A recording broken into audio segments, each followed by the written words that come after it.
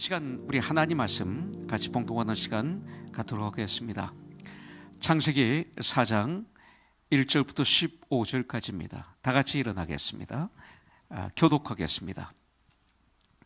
아담이 그의 아내 하와와 동침하매 하와가 임신하여 가인을 낳고 이르되 내가 여호와로 말미암아 등남하였다 하니라. 그가 또 가인의 아우 아벨을 낳았는데 아벨은 양치는 자였고 가인은 농사하는 자였더라. 세월이 지난 후에 가인은 땅의 소산으로 제물을 삼아 여호와께 드렸고 아벨은 자기도 양의 첫 새끼와 그 기름으로 드렸더니 여호와께서 아벨과 그의 제물은 받으셨으나 가인과 그의 제물은 받지 아니하신지라.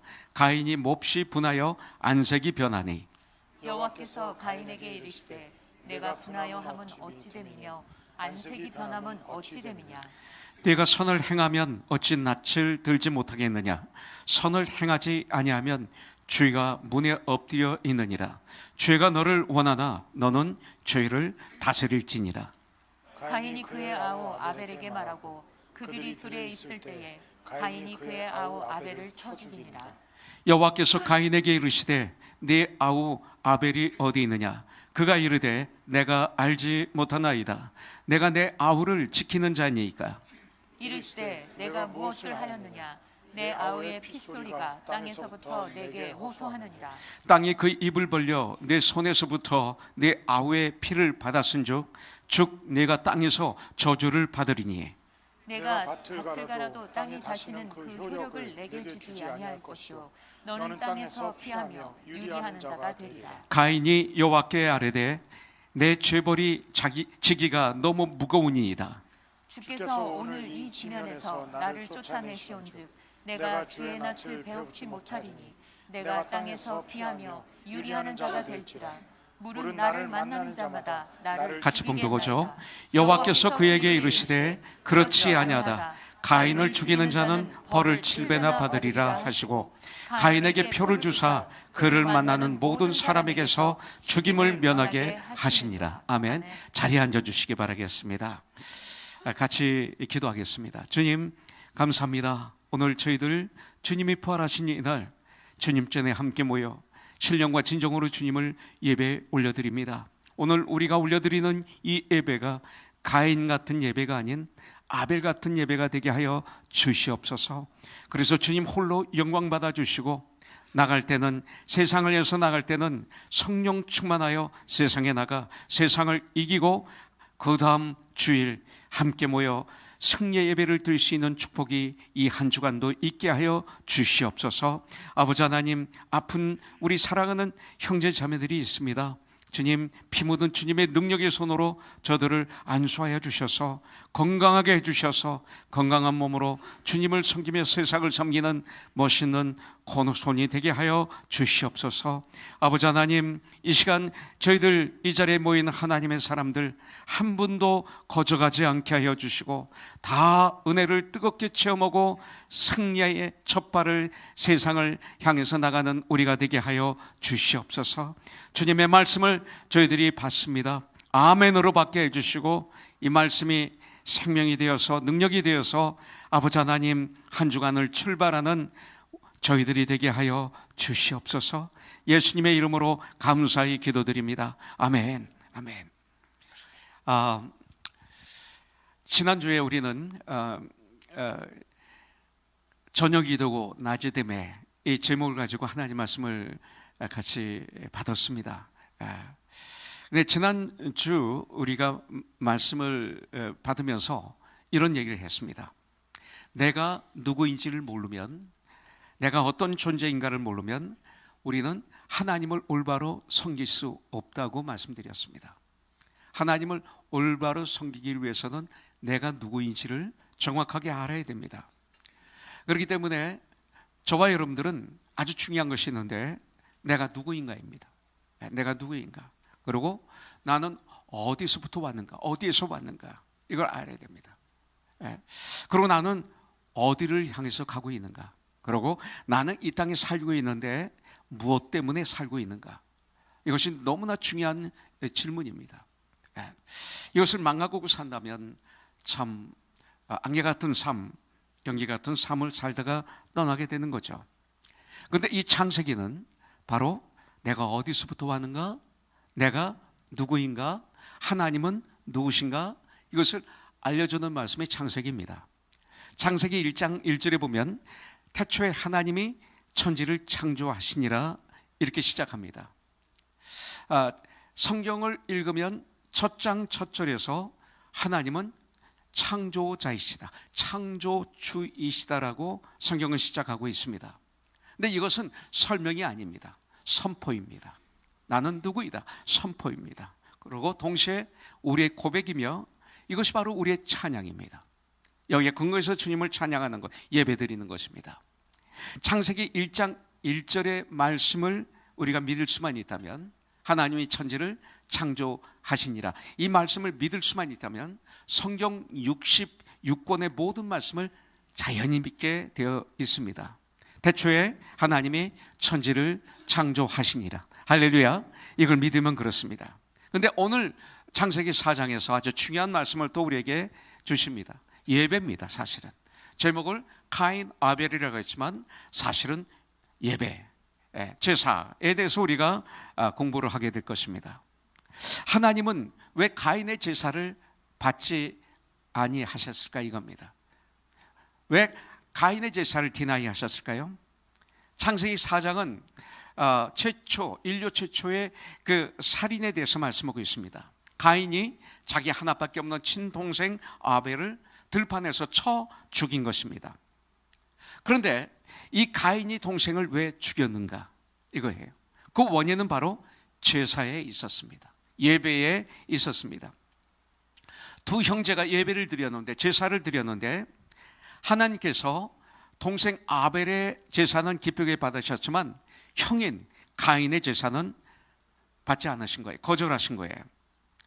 그렇다면 왜 하나님께서 가인의 제사를 받지 않으셨는가요? 왜 거부하셨을까요? 이것이 3절, 4절, 5절에 오늘 나오고 있습니다. 세월이 지난 후에 가인은 땅의 소산으로, 그랬어요. 땅의 소산으로, 그러니까 농사 지은 것들 중에 눈에 보이는 것, 땅의 소산으로, 여기에 땅의 소산에서 첫 것으로, 이게 아니라 땅의 소산으로 제물을 삼아 여호와께 드렸고, 자기가 농사 지은 것 중에 얼마를 갖다가 제사를 드렸고, 4절, 아벨은 자기도 양의 첫 새끼와, 양들이 있는데 양의 첫 새끼입니다. 그 기름으로 드렸더니 여호와께서 아벨과 그의 제물은 받으셨으나 가인과 그의 제물은 받지 아니하신지라. 가인이 몹시 분하여 안색이 변하니, 이렇게 말씀하겠습니다. 여기서 가장 중요한 말씀이 뭐냐면 아벨과 그 제물이라는 부분입니다. 그리고 가인과 그 제물이라는 부분입니다. 자, 하나님이 기뻐 받으신 것은 아벨의 제물만이 아니라는 것입니다. 하나님이 기뻐 받으시는 것은 아벨의 제물만 기뻐 받으신 것이 아니라, 이 말씀을 가만히 묵상해 보면 아벨을 기쁘게 받으셨다는 거예요. 굉장히 중요한 겁니다. 아벨을 기쁘게 받으셨어요. 아벨의 제물보다도 하나님은 아벨을 먼저 기쁘게 받으셨습니다. 그렇다면 아벨과 가인의 차이가 정확하게 뭐냐 이거죠. 첫 번째는 이 아벨과 가인의 차이는 마음과 삶이 달랐습니다. 가인과 아벨의 이야기에서 중요한 것은 제사의 종류가 아닙니다. 여기서 지금 우리에게 알려주시고 싶은 말씀은 제사를 드리는 그 사람의 마음과 신앙과 삶이 아주 중요했다는 거죠. 바로 이것입니다. 지금 예배를 드리고 있는 그 사람의 마음이 어떤가, 그리고 그분의 믿음, 신앙은 어떤가, 그리고 그 삶이 어떤가, 이것이 아주 중요한 거예요. 아벨은 제물을 드리기 전에 먼저 마음이 하나님께 가 있었습니다. 이겁니다. 갑자기 드리는 게 아니라 제사를 드리기 전에 벌써 아벨의 마음은 하나님께 가 있었던 거예요. 오늘 이 자리에 나오실 때 우리의 마음은 어땠는지요? 그렇기 때문에 하나님께서는 아벨이 드린 이 제물보다 먼저 그의 신앙 인격을, 그 믿음, 그 인격을, 그의 삶을 하나님께서 기뻐 받으신 거예요. 일주일 동안 세상에서 살던 그 삶의 그 삶, 그리고 그분의 그 믿음, 그분의 인격을 벌써 이미 받으신 거죠. 반대로 가인의 경우는 재물이 문제가 아니었습니다. 여러분들, 재물 드리는 그 사람, 즉 가인이라는 사람이 바로 문제였다고 성경은 가르쳐주고 있어요. 이미 제사를 드리기 전부터 하나님께서는 가인을 이미 알고 계셨어요. 여러분들, 가인 속에 있는, 마음 속에 있는 동생과의 그 경쟁심, 또 동생을 미워하고 시기하는 그 마음, 이 가인에게 있었던 것이죠. 그렇기 때문에 그런 마음으로 아무리 좋은 제물을 드린다 하더라도 그런 마음으로, 그 마음은 하나님의 마음에 합하지 않았던 것입니다. 그런 이유로 요한일서 3장 12절에서는 이렇게 말하고 있어요. 너는 가인처럼 하지 말라. 가인같이 하지 말라. 그는 악한 자에게 속하여 그 아우를 죽였으니 어떤 이유로 죽였느냐? 자기의 행위는 악하고 그의 아우의 행위는 의로움이라. 이것 때문에 죽인 것입니다. 동생의 그 제사는 하나님께서 받으셨지만, 연락되었지만, 이 가인 자기의 제사는 연락되지 않기 때문에 제일 먼저 그 순간 가인의 나타난 게 뭐예요? 안색이 변했다. 얼굴의 색깔이 변합니다. 얼굴이 확 바뀝니다. 얼굴이 변합니다. 얼굴은 그분의 거울이에요. 비웃음도 있고, 진실로 좋아하는 얼굴도 있고, 그 다음에 화났을 때 그 분노하는 얼굴도 있고, 디나이하는 얼굴도 있고, 상대방의 말을 어그리하지 않으면서 비웃는 그런 얼굴 표정들이 있어요. 안색이 변했어요. 그 질투심과 분노가 그 마음에 가득 차올랐던 것입니다. 그것이 얼굴이 다 드러나는 거죠. 결국 시기심과 중후심을 이기지 못한 가인은 들판에서 동생을, 아무도 없는 들판에서 동생을 쳐 죽여버립니다. 그렇다면 하나님께서 어떤 제사를 기뻐 받으시는가? 하나님은 어떤 예배를 기뻐 받으시는가? 오늘 여기서 가르쳐 준 것처럼 우리의 마음과 신앙과 삶, 우리의 마음과 믿음과 삶을 함께 올려드리는 예배, 이 예배를 주님이 기뻐 받아주십니다. 우리 마음을 주님은 받기를 원하십니다. 우리의 믿음이 있는 마음을 받기를 원하십니다. 믿음이 있는 마음의 삶을, 한 주일 동안 살았던 그 삶을 주님이 받기를 원하십니다. 하나님께 우리가 아무리 좋은 제물을 많이 드린다 하더라도 우리의 삶이 하나님 앞에 바로 서 있지 않으면 그 제사를 주님은 안 받으신다는 거예요. 예배를 안 받으시는 거예요. 이 시대에 수많은 교회 나오는 사람들이 예배를 주님은 안 받으신다는 거예요. 자기 동생에 대한 이 경쟁심과 시기심, 그리고 중후심을 품은 채 제물을 가인이 드렸기 때문에 그 제물을 하나님은 안 받으셨어요. 그리고 왜 안 받으셨냐면 가인의 삶은 죄악 덩어리였어요. 모든 것들 죄악 덩어리였어요. 성경은 아벨을 의인이라고 부르고 있습니다. 마태복음 23장 35절에 보면 예수님께서 이렇게 말씀하십니다. 그러므로 의인 아벨의 피로부터, 아벨을 의인이라고 말하고 있습니다. Righteous man. 하나님께서 아벨을 의인, righteous man, 저와 여러분들을 예수를 믿음으로 말미암아 그 은혜로 인하여 의롭다 칭함을 받았죠. 하나님의 자녀가 되는 권세를 받았죠. Saint, 거룩한 사람이라고, Holy people이라고 얘기하고 있죠. 그런데 가인이 바로 출발점입니다. 왜 하나님께서 아벨의 제사를 그렇게 기뻐 받으셨을까요? 하나님을 경외하는 자이기 때문에 그래요. 그의 마음이 정직하고 그리고 순전했기 때문에 그래요. 여러분들, 욥을 동방에서 의인이라고 주님은 말씀하셨어요. 그러면서 1절에 보면 욥은 순전하고 정직하고 하나님을 경외하며 악에서 떠난 자였다라고 성경은 알려주고 있습니다. 그 하나님을 경외하는 사람들의 특징이 정직입니다. 그리고 순전함이, 하나님을 정말 경외하게 되면 순전해집니다. 그렇기 때문에 하나님이 이것을 기뻐 받으신 거예요. 그가 드린 제물 이전에, 헌금 이전에 바로 아벨의 인격과 마음과 삶이 아주 순전하고 정직했기 때문에, 온전했기 때문에 먼저 하나님은 이미 제물 전에 아벨을 받으신 거예요. 그리고 제물은 저절로 받으셨던 것이죠. 이것입니다.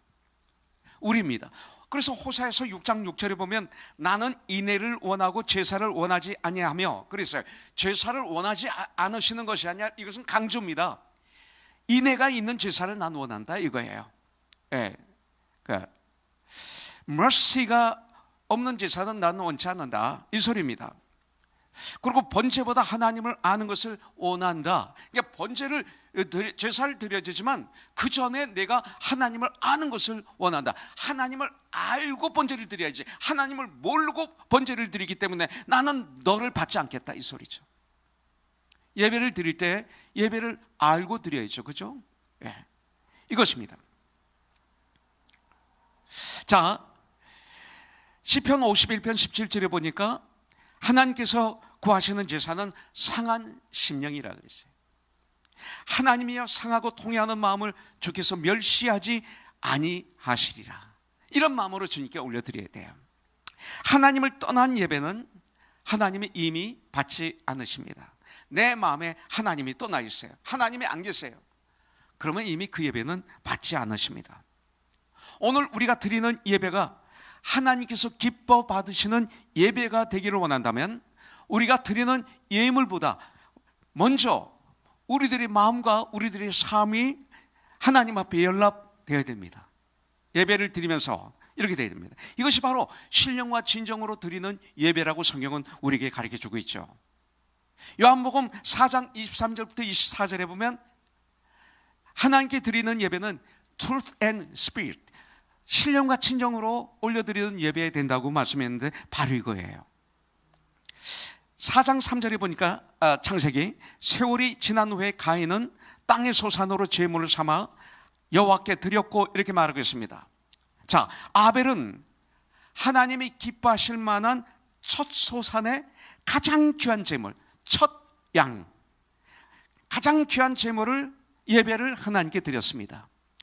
근데 가인은 농사 지은 것들 중 자기 눈에 보이는 대로 그냥 떠서 가져간 것 같습니다.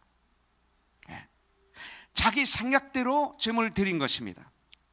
제일 좋은 것은 자기가 갖고 그리고 거기에 있는 것들 중 그냥 가져다가 드려 예배를 드렸던 것 같습니다. 오늘 저와 여러분들이 예배를 드리러 교회에 오실 때 아무 생각 없이 오신 분 계세요? 습관적으로 오신 분이 계세요? 그냥 와야 되니까 오신 분이 계세요? 잘못하면 가인인 거예요. 여러분들, 예수님 중심이 아닌 나 중심의 삶을 사는 예배를 가인은 드린 거예요. 하나님이 중심이 아닌 가인이 중심이었어요. 이 시대 가만히 한번 보시기 바라겠습니다. 내가 원하는 예배를 드리지 않습니까? 많은 교회들이 내가 원하는 예배를 드리지 않아요? 저는 과거에 목회 성장 세미나에 가면 항상 가르쳐주는 말씀이 있었어요. 한국 사람이 가장 모이는 장소에 교회를 세워라. 그런데 디도서에 보면 1장 5절에 보니까 내가 디도야 내가 너를 그레데에 떨어뜨려 놓은 이유는 그랬어요. 그레데는 교회를 세우는데 가장 아주 열악한 환경이 있어요. 그들은 거짓말장이라고 그랬어요. 그런 곳에 교회가 필요한 거죠. 사람들이 가장 많이 모이는 곳에 교회 세워서 사람들이 많이 모이게 하고 건물을 크게 짓고, 이건 참 교회는 아니죠. 잘못된 거죠. 뭐가? 전 그것이 맞는 줄 알았습니다. 근데 성경을 읽고 묵상하는 가운데 이것이 얼마나 잘못됐는지를 알게 되었어요. 이 시대 가만히 교회를 보면 정말 예배를 하나님께 올려드리는데 하나님이 원하시는 성경에 기록된 말씀대로 예배를 드리고 있습니까? 아니죠. 교회들이 원하는 예배, 이렇게 예배를 드리면 성도들이 사람들이 많이 모이고, 이렇게 예배 드리면 헌금도 많이 하고, 이렇게 많이 드리면 세계에서 가장 큰 교회를 세울 수 있고, 건물을 다는 아니지만 개중에는 그런 분도 계시잖아요. 그래서 맞죠. 사람들에게 신경 쓰는 게, 지금 좀 피곤해하겠구나, 끊고, 이런 말씀을 싫어하는구나, 안 하고, 그러다 보니까 칭찬만 하고 용기를 북돋아 주기만 하고, 그리고 이렇게 하면 그대로 된다. 성경이 어디 그렇게 돼 있어요? 책망이 있어야지, 바로 세움이 있어야지. 칭찬만 해가지고 누가 변합니까? 안 변하잖아요. 교만해지죠 오히려. 근데 칭찬하면 그렇게 된대요. 말을 잘못 사용하는 거죠. 입으로 시인하는 그대로 되리라, 이 말을 그렇게 악용하는 거죠. 그래서 교회를 지금 파괴시키고 있는 거예요. 하나님의 교회가 파괴되고 있는 거예요. 가인이 드린 제사를 드리게 하기 위해서 별짓을 다 하는 거예요. 설교도 그렇게 하는 거죠. 하다 보니까 사람들이 떠나고 책망하니까, 또 말씀을 막 뜨겁게 전하다 보니까 상처받아가지고 풀어지지도 않고, 거기에 맞춰가는 겁니다. 맞추다 보니까 많은 교회가, 이 시대 설교가 그렇게 돼버린 거예요. 설교가 소모품이에요. 부속품이 되고 말았어요. 그 중에 핵심이 아니라, 하나님이 원하시는 말씀을 전하는 게 아니라 성도들이 원하는 말을 전하게 돼요. 깨있지 않으면 저 같은 사람이. 양적 성장 등의 우선순위를 두면 설교도 그렇게 가게 돼 있습니다. 아주 조심해야 돼요. 목사는 이 시대의 예배를 잘 드려야 됩니다. 특별히 일부 예배 때는 결혼하지 않은 우리 주일학교 선생님들이 다 참여했었습니다. 난 그들에게 부탁했습니다. 앞으로 결혼식 할 때 예배를 드려라 제발. 이 시대 결혼 예배라고 타이틀은 있지만 가서 보면 예배입니까 그게? 쇼지. 찬양이 있습니까? 없어요. 말씀이 있습니까? 사라지고 말았어요. 장난이에요. 자기들 즐거워하고, 그리고 예배가 중심이 아니라 그 다음 끝나고 필요원이 중심이에요. 평생 한 번 예배를 드려야 되는데 하나님의 축복을 받아야지, 하나님의 기름 부심을 받아야지, 장난하고 놀고 이 시대가 원하는 대로 하면 그게 무슨 크리스찬의 예배입니까? 안 되잖아요. 이거 안 되는 거예요. 조 목사님 한 분만 아멘 하네. 영준 형 때 아멘 해야 돼. 이거 큰일 나는 거야. 그래서 저는 그들에게 부탁했습니다. 제발 너희들 결혼 예배 드릴 때 코디네이터 좀 잘 만나라. 예배를 주관하는 요새 코디네이터 있잖아요. 예수 믿는 사람 만나라 제발. 예수 대강 믿는 코디네이터 만나면 너희들 죽는다, 저주받는다. 결혼 예배부터 너희들은 저주다. 왜 축복을 저주로 바꾸려고 하느냐? 너희들이 잠깐 그 기쁨 때문에, 즐거움 때문에 영원한 축복을 왜 거부하느냐 이거예요. 굉장히 중요한 겁니다. 하나님의 축복을 받는 게 최고지. 매일 우리는 즐겁게 놀 수 있잖아요. 예배를 그렇게 하면 안 되죠. 축복이 임하겠습니까? 안 되는 거예요. 그랬더니 감사하게도 그 젊은 선생님들이 다 아멘했어요. 고맙다고 했어요. 여러분들, 제가 지금 강하게 얘기하는 것 같지만 이건 기본이에요. 이게 여기서부터 출발할 때 크리스찬들은 축복을 받고 능력을 받는 거예요. 그렇지 않으면 우리는 미지근한 신앙이 되어서 라우드 교회처럼 차든지 덥든지 둘 중에 하나를 택하라, 미지근하면 너를 내치버리리라 그랬어요. 여러분들, 우리는 아벨처럼 예배를 드려야 돼요. 가인 흉내내면 안 돼요. 이게 가인이에요. 믿음의 사람은 하나님과 나와의 관계를 제일 먼저 생각해야죠. 나와 하나님과의 관계가 바로 되어 있는가 중요하죠. 거기서부터 모든 인생은 출발하는 것이거든요. 그렇기 때문에 깨어있지 않으면 나와 하나님과의 관계를 생각하기보다 하나님에게는 관심이 없고 나 일과 주위 사람에 관심을 갖게 돼. 내 일 그리고 주위 사람. 여러분들, 아벨과 가인은 믿음이, 신앙이 달랐습니다. 히브리서 11장 4절에 보니까 믿음으로 아벨은 가인보다 더 나은 제사를 하나님께 드림으로 의로운 자라 하시는 증거를 얻었으니 하나님이 그 예물이 되어 중언하심이라. 그가 죽었으나 그 믿음으로서 지금도 말하느니라. 이 말은 뭐예요? 저는요, 아벨이 불쌍했었어요. 근데 여기 있는 말씀을 보니까 그가 죽었으나 그 믿음으로서 지금도 말하느니라. 이 얘기는 뭐예요? 그가 죽었으나 지금도 살아있느니라, 이 소리죠. 살아있는 거예요. 죽어야 사는 거예요. 아벨이 믿음으로 가인보다 더 나은 제사를 드렸다라고 말하고 있어요. 믿음이 다른 거예요. 아벨에게는 하나님을 경외해야 하는 믿음이 있었어요. 그렇기 때문에 하나님께 올려드리는 제물을 고르는 일에 최상의 것을, 가장 귀한 것을 정성을 다해서 올려드렸습니다.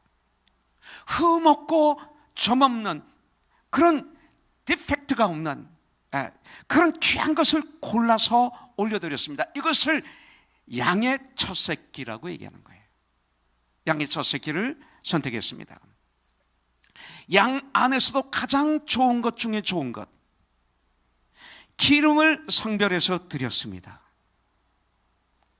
제사를 삶의 가장 우선순위에 두었던 것을 볼 수가 있습니다. 여러분들, 우리들은 선물을 서로들 받고 주고 하죠. 저도 선물을 좀 많이 받는 사람 중에 하나겠죠. 목사니까. 근데 어떤 때는 선물을 받고 참 마음이 아플 때도 있습니다. 왜냐하면 정성이 없는 선물, 그냥 오다가 아무것도 안 들고 가면 안 되니까 그냥 집에 있는 거 막 하나 이렇게 가져오고, 그죠? 집에 있는 거, 내가 못 쓰는 거, 먹는 것든 뭐든 간에 눈에 보이는 거, 이게 가인이죠. 그러니까 가인이죠. 이런 건 진짜 마음이 아파요. 그거는 그렇게 가져오든지 그런 거 있잖아요. 왜? 마음이 없는 것. 그런데 안 가져가면 이상하고, 참, 그러면 그 선물이 중요한 게 아니라 그분의 마음이 아프죠. 그분에 대해서 아픈 거죠. 내 지체인데 안 가져도 되는데, 아니 안 줘도 되는데 왜 이렇게 했어? 그냥 와도 되는데, 이거죠.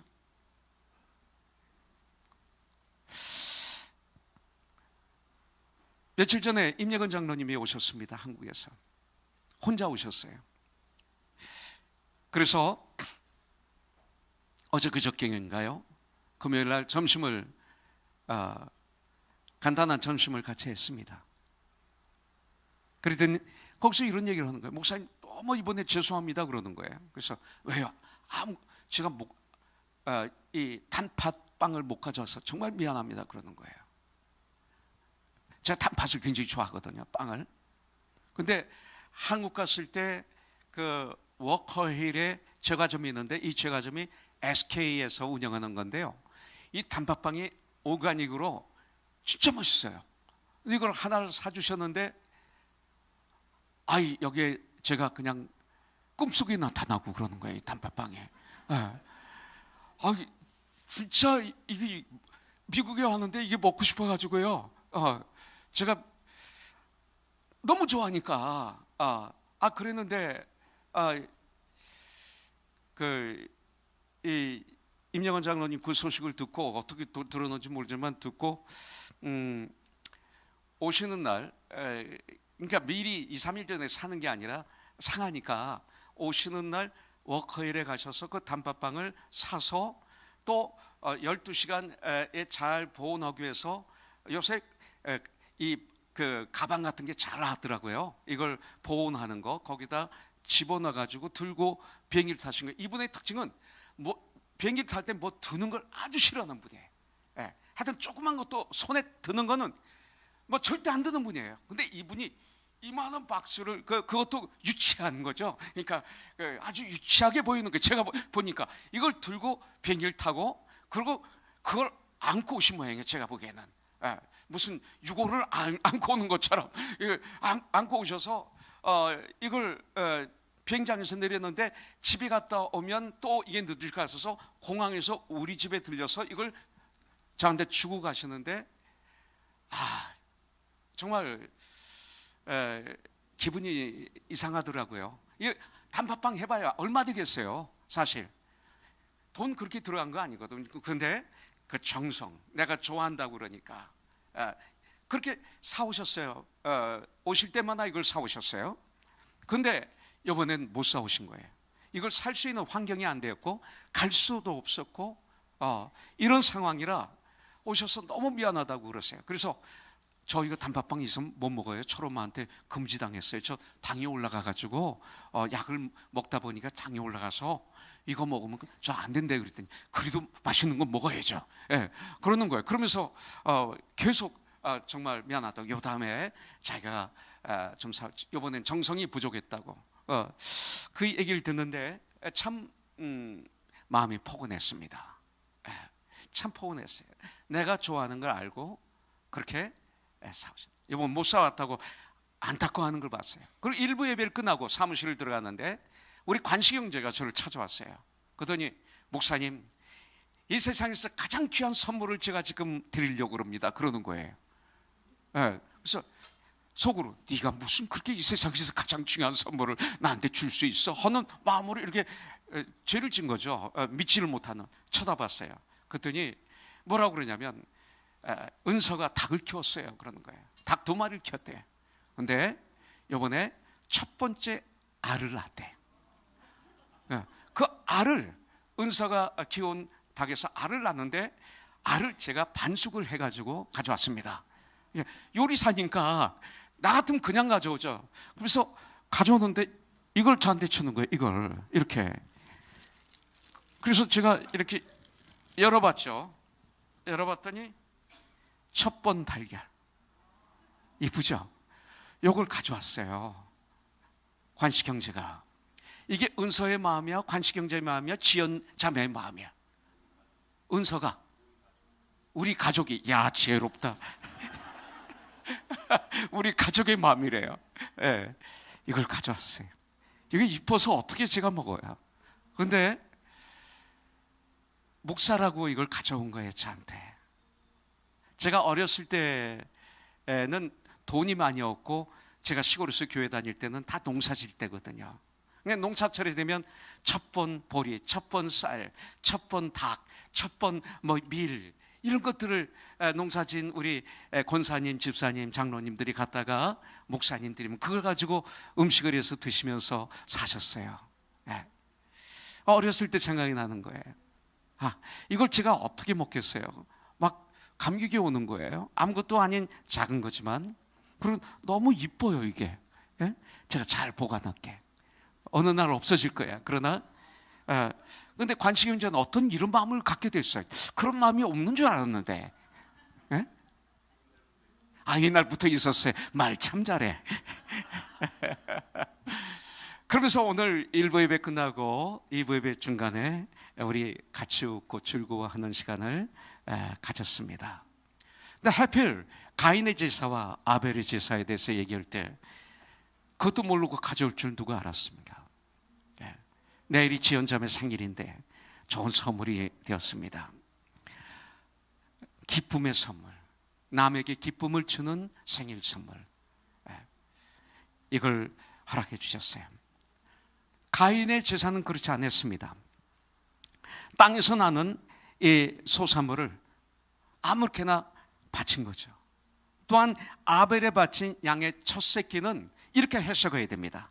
요한복음 1장 36절에 보면 침례 요한이 부르짖었던 외쳤던 말이 있어요. 보라, 하나님의 어린 양이로다 그랬어요. 양의 첫 새끼. 이것이 바로 여기 복음이 흐르고 있습니다. 하나님의 어린 양이로다. 세상 죄를 지실 하나님의 어린 양, 그 예수를 보라. 이렇게 침례 요한은 외쳤습니다. 참 제물이 되어주신 우리 구원자 예수 그리스도를 창세기 4장에서는 아벨을 통해서 미리 우리에게 보여주고 있습니다. 또한 이 양을 잡을 때 흘리는 피, 양의 피는 십자가상에서의 그리스도의 보혈의 피를 예시하고 있습니다. 제물을 드릴 때는 어린 양, 새끼 양을 드렸을 때는 양을 잡죠. 그 피를 흘리게 합니다. 그리고 이것은 바로 출애굽할 때 이스라엘 백성들의 그 문지방에 양의 피를 묻힌 집은 죽음의 사자가 뛰어넘었어요. 유월했어요. 그래서 유월절, 패스 오버 했어요. 유월절이 된 거죠, 이 보혈의 피가. 그래서 히브리서 9장 22절에 보면 율법을 따라 거의 모든 물건이 피로서 정결하게 되나니 피의 흘림이 없은즉 사함이 없느니라, 이렇게 말씀하고 있어요. 양이 흘린 피는 결국 뭐예요? 우리 주 예수 그리스도께서 우리를 구속하기 위해서 2000년 전에 십자가상에서 흘리실 그 보혈의 피를 양의 제물, 아벨의 제물에서 보여주고 있는 것을 볼 수가 있어요. 바로 이것을 상징하는 거예요. 그렇기 때문에 하나님께서 아벨의 제물을 너무나 기쁘게 받으셨어요.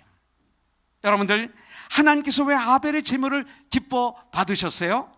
아벨의 마음속에 있는 믿음을 보셨기 때문에 그래요. 우리가 예배드릴 때 우리의 믿음을 하나님이 보시기를 원하세요. 하나님께서 왜 가인의 제물을 받지 않으셨습니까? 믿음이 아닌 자기 자신의 노력, 자기 자신의 공로, 자기 자신의 열매로 하나님을 기쁘시게 하려고 했기 때문에 그래요. 그렇다면 하나님께서 어떤 예배를 기뻐 받으십니까? 연락하십니까? 믿음이 내 마음과 내 마음에 그 믿음이 꽉 찬 그 예배를 주님이 기뻐 받으세요. 내 안에 하나님에 대한 믿음이 꽉 차 있는 상태로 예배 드릴 때 주님이 예배를 기뻐 받으시는 거예요. 히브리서 11장 6절에 보면 믿음이 없이는 하나님을 기쁘시게 하지 못하나니 하나님께 나아가는 자는 반드시 그가 계신 것과 예수 그리스도, 또한 그가 자기를 찾는 자들에게 예수 그리스도 상 주시는 이심을 믿어야 할지니라, 이렇게 말씀하고 있어요. 이 시간 우리가 드리는 예배를 진실로 믿음으로 꽉 찬 나의 믿음으로 드리는 그런 귀한 시간이 되기를 주님의 이름으로 축복합니다. 아벨의 예배처럼. 자, 그렇다면 가인과 아벨은 하나님께서 하시는 일에 대한 반응이 달랐어요. 가인의 제일 먼저의 반응이 뭐였어요? 몹시 분해했습니다. 이게 반응이에요. 하나님에 대한 반응. 예배를 하나님이 연락받지 않으시니까 가인의 첫 번째 반응은 하나님에 대해서 몹시 분하여 하면서 그 다음에 안색이 바뀌었습니다. 이게 특징입니다. 5절부터 6절에 보니까 가인과 그의 제물은 받지 아니하신지라 가인이 몹시 분하여 안색이 변하니, 제물을 받지 않으시고 제사를 받지 않으시니까 가인이 몹시 분해합니다. 하나님에 대해서. 그 다음에 안색이 변합니다.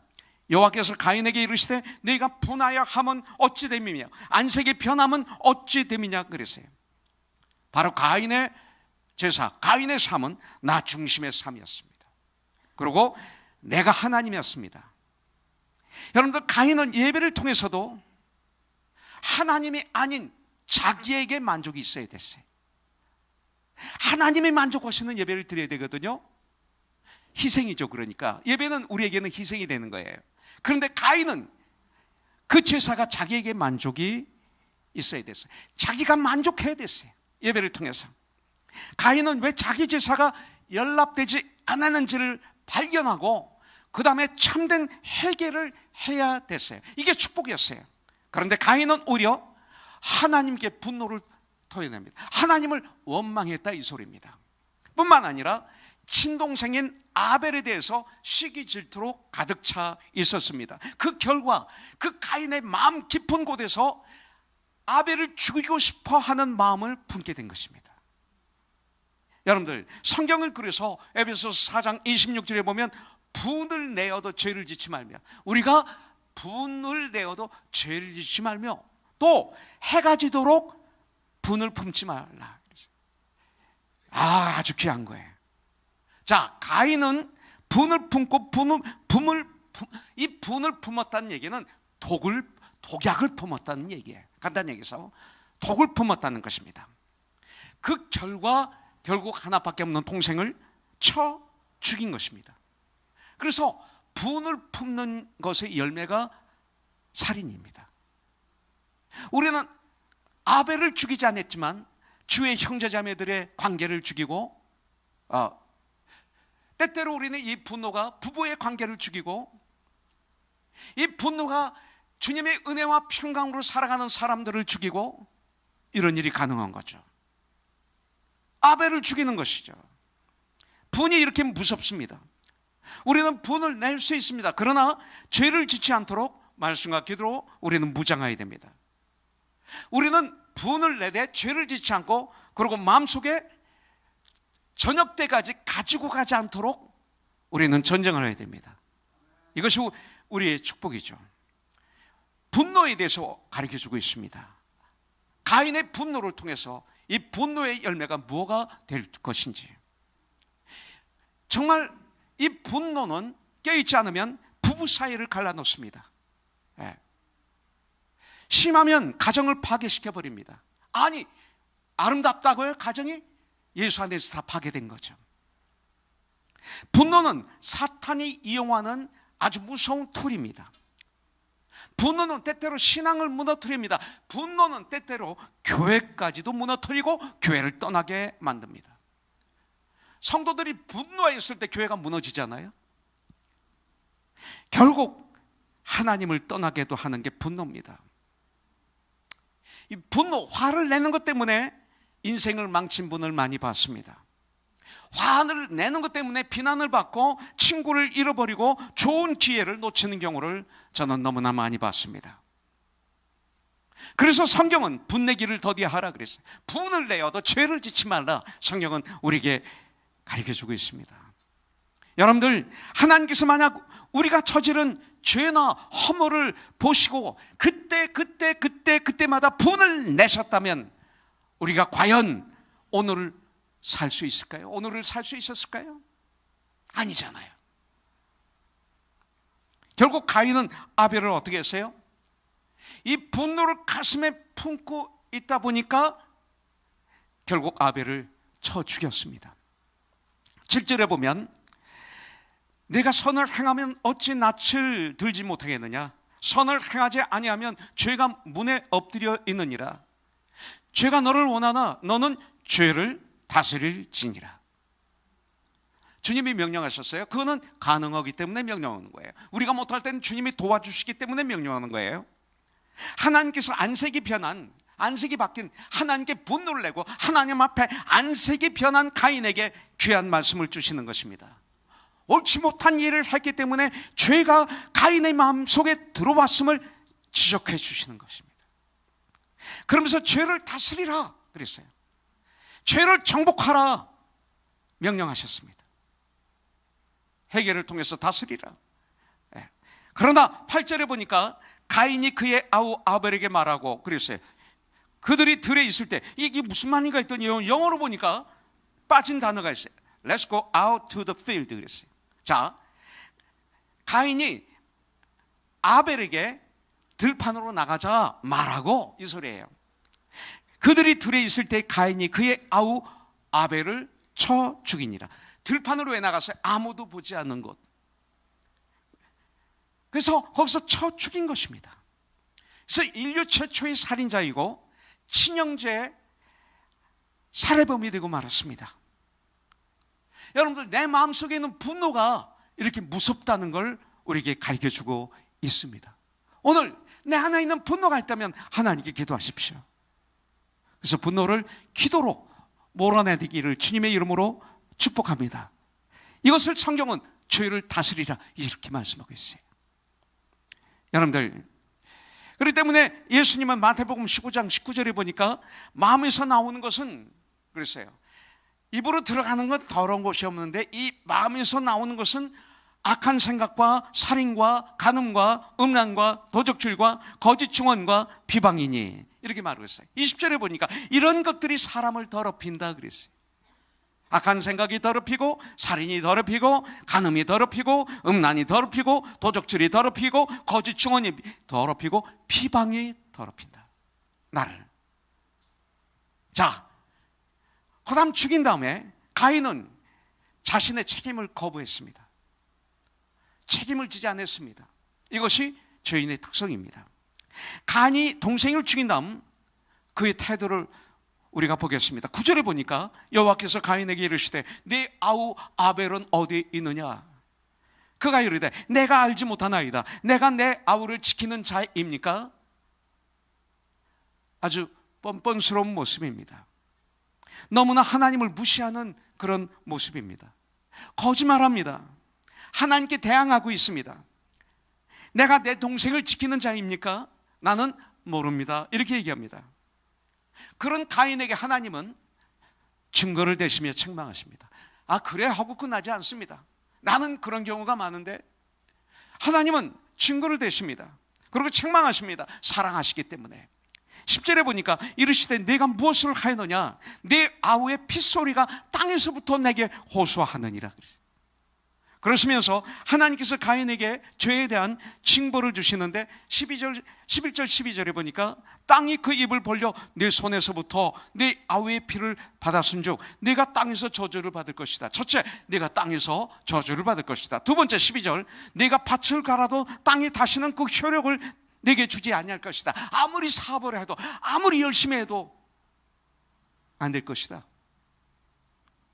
이거예요. 밭을 갈아도 사업을 해도. 세 번째, 내가 너는 땅에서 피하며 유리하는 자가 될 것이다.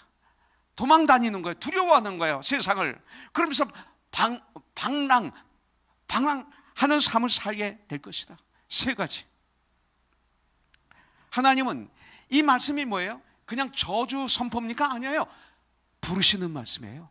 나에게 오라, come unto me. 내가 너를 도와줄게. 와 좀 제발. 이 소리입니다, 이게. 지금도 하나님은 우리를 부르고 계시죠. 우리는 때때로 삶에 지치고, 그리고 우리가 때때로 너무 쉽게 분노를 내지 않아요? 그리고 어떤 일이 일어나면 내 책임입니다. 제가 했습니다. 저의 실수입니다. 저의 죄입니다. 이거 그렇게 힘들어요, 이게. 많은 분들이 남의 탓만 하지 않아요? 내 탓이야. 남의 탓. 회개하면 되는데 이걸 커버하려고 별짓 하고 다녀요. 보면 이건 죄입니다. 이건 실수입니다. 그러나 회개합니다. 그리고 도와주세요. 그러면 역사가 일어나고 질서가 생기고 평화가 임하고 도움이 생기는데 이걸 자꾸 가리려고 엉뚱한 별명을 하고 다니다가 자기가 캄캄한 방에 들어가서 주저앉아 있는 경우가 얼마나 많이 있는지 몰라요. 주님은 와서 회개하라고 하셨는데, 돌아오라고, 나에게 오라, 그것을 버리고 나에게 오라 하셨는데 지금 그런 말씀입니다. 남을 탓합니다. 변명합니다.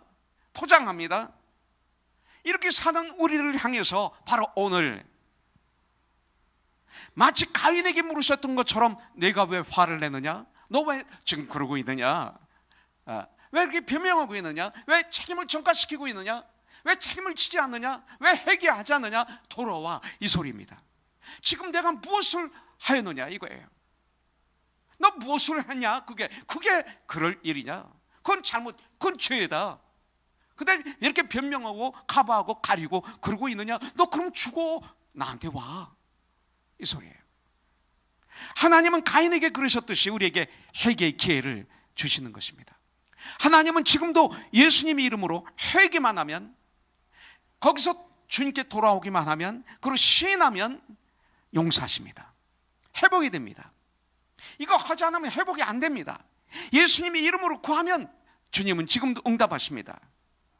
우리를 위해서 2000년 전 십자가에서 온 피한 물을 쏟으시고 죽으시고 3일 만에 부활하신 그 예수님을 믿으면 우리는 구원받습니다. 하나님은 우리가 예수님을 믿으면 하나님의 자녀가 되게 해주십니다. 여러분들, 가인은 하나님이 아닌 동생 아벨에게만 신경을 썼어요. 믿음의 죄요, 나를 온전하게 하시는 예수를 바라봐야 되는데 주님을 바라보는 것이 아니라 삶의 현장 상황, 그리고 동생 아벨만 바라봤습니다. 옆에 사람이 어떤가, 동생 아벨이 어떤가, 항상 여기에 관심이 있는 거예요. 주님을 바라보면 은혜가 있는데, 감사가 있는데, 아벨이 지금 어떤가, 하나님이 아벨만 축복하는가, 나는 안 하는가, 비교하고 자꾸 바라봅니까? 옆 사람을 바라보는 거예요. 아벨을 바라보는 거예요. 여러분들, 옆 사람이 어떤 복을 받았는가, 아벨이 어떤 복을 받았는가 신경 쓰는 거예요. 그러면서 자기와 비교하면서 분노하는 거예요. 아벨과 비교했기 때문에 하나님께 분노했던 거예요. 얼굴색이 바뀐 것입니다. 그리고 열매는 살인이었습니다.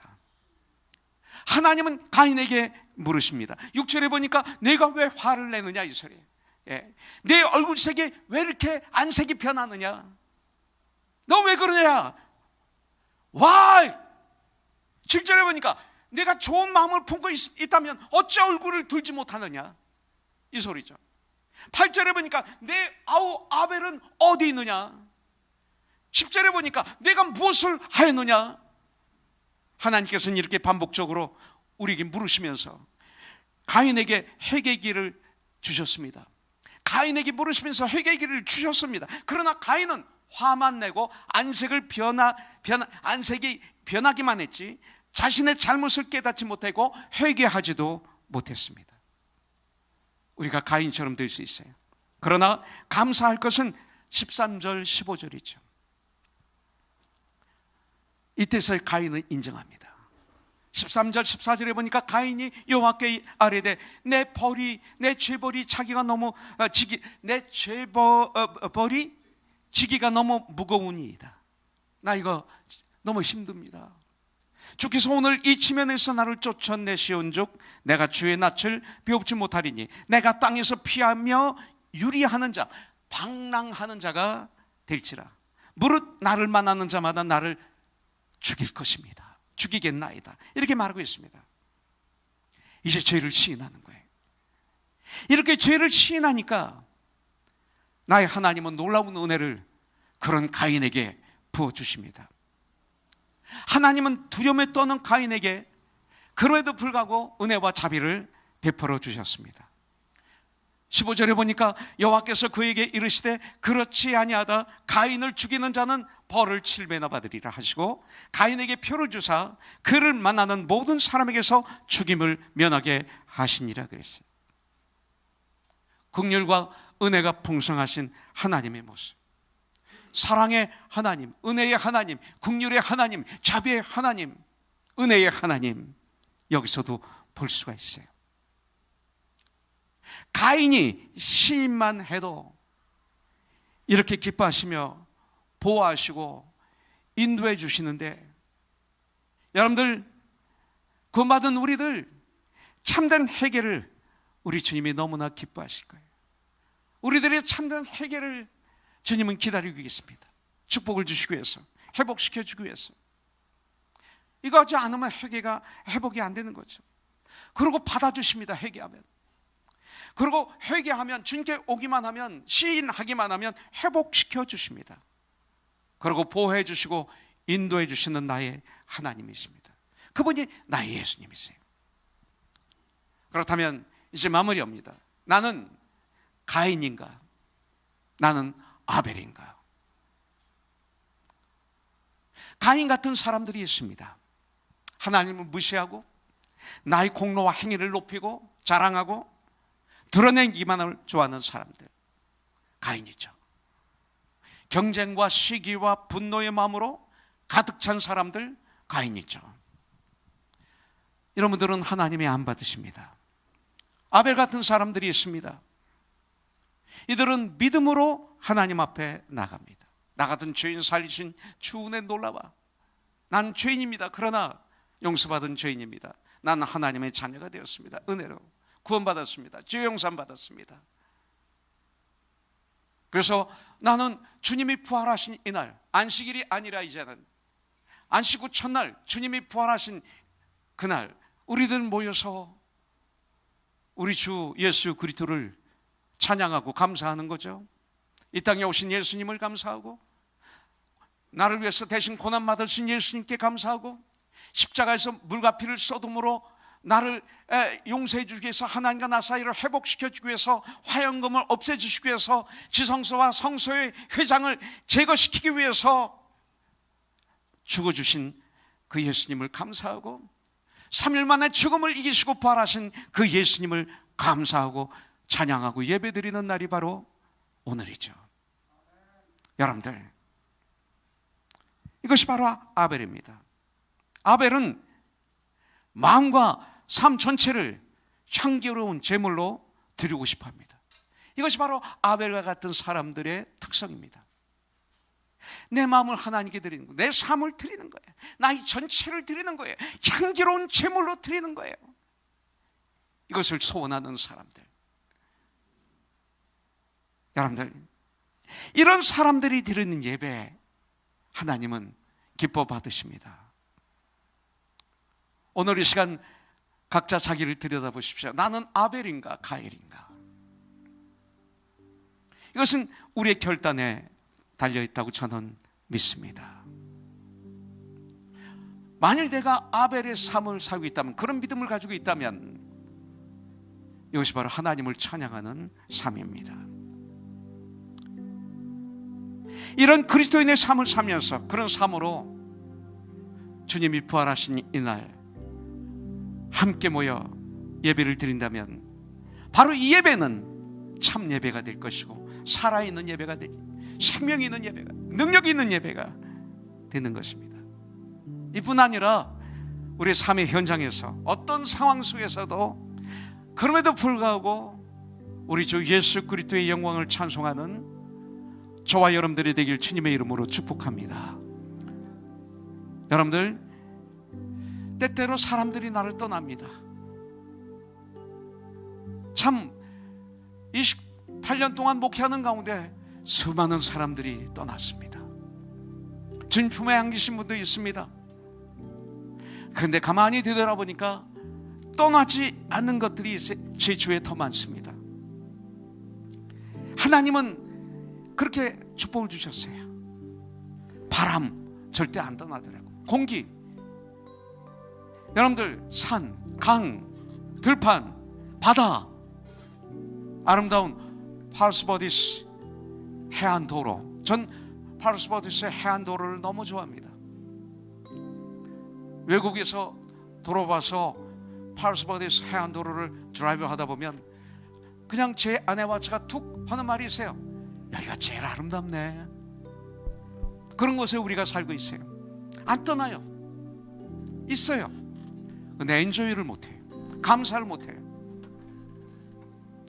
때때로 주위 사랑하는 사람들이 떠나도 있어요, 이런 것들.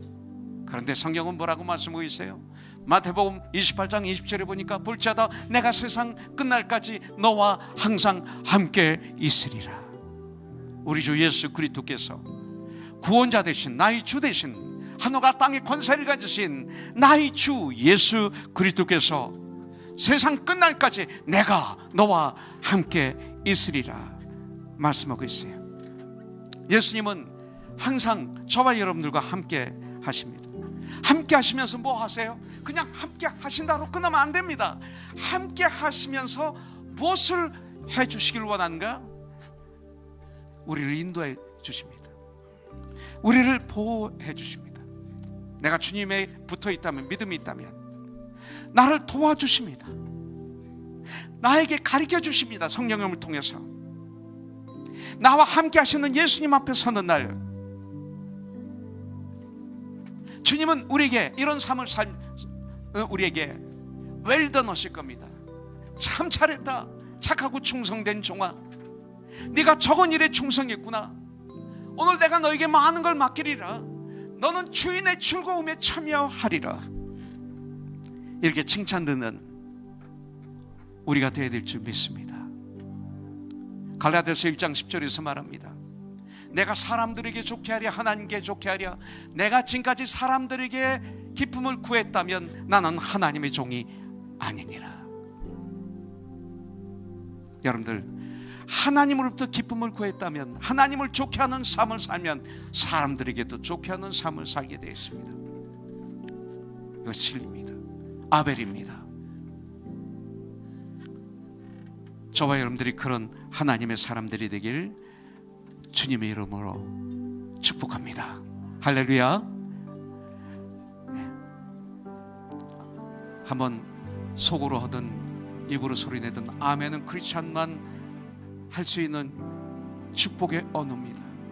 많이 하면 많이 할수록 좋습니다. 진실로. 아멘. 할렐루야. 이 소리 많이 하세요. 가만히 계시면 안 돼. 가만히 보면 일부 예배는 아멘 소리가 굉장히 큰데 이부 예배는 왜 약한지 모르겠어요.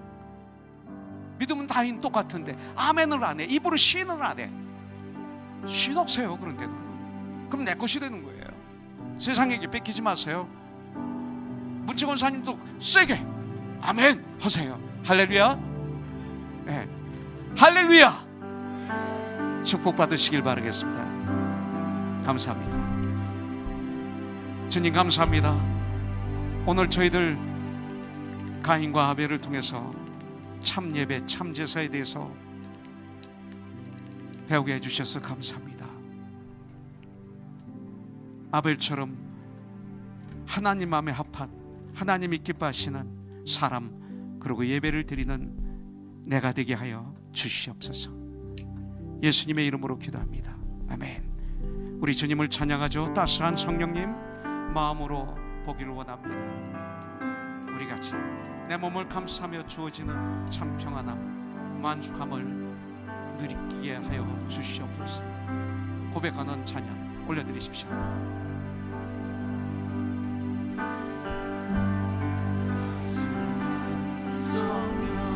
다시 그 일부 예배 때도 그런데 왜 확 들어가지 못하냐? 그래 힘이 있지. 싸면 뭐 뱀처럼 들어가면 안 되잖아. 다섯, 다섯, 괜찮아.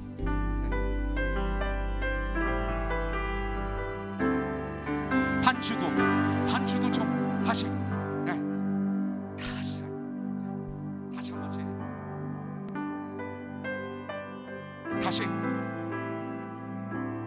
다시 그 하면 그렇게 온 마음을 들였어. 힘들지 이렇게 하니까. 같이 하죠. 따스한 성령이 마음으로 보내 내 몸을 감싸며 내 몸을 감싸며 주어지는 평안함, 만족함을 느끼네. 사랑과 진리, 사랑과 진리에 한 줄기 피고네 내 몸을 감싸며 주어지는 평안함, 그 사랑을 느끼네. 신 곳에서 나는 예배하네. 어떤 상황에도 나는 예배하네. 부르신 곳에서 나는 예배하네. 어떤 상황에도 나는 예배하네.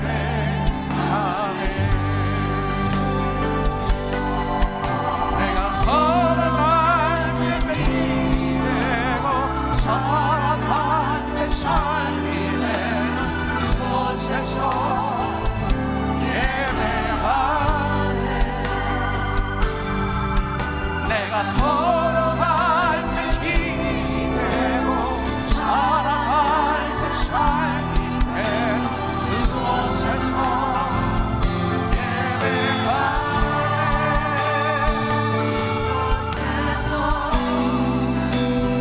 예배하네. 어떤 상황에도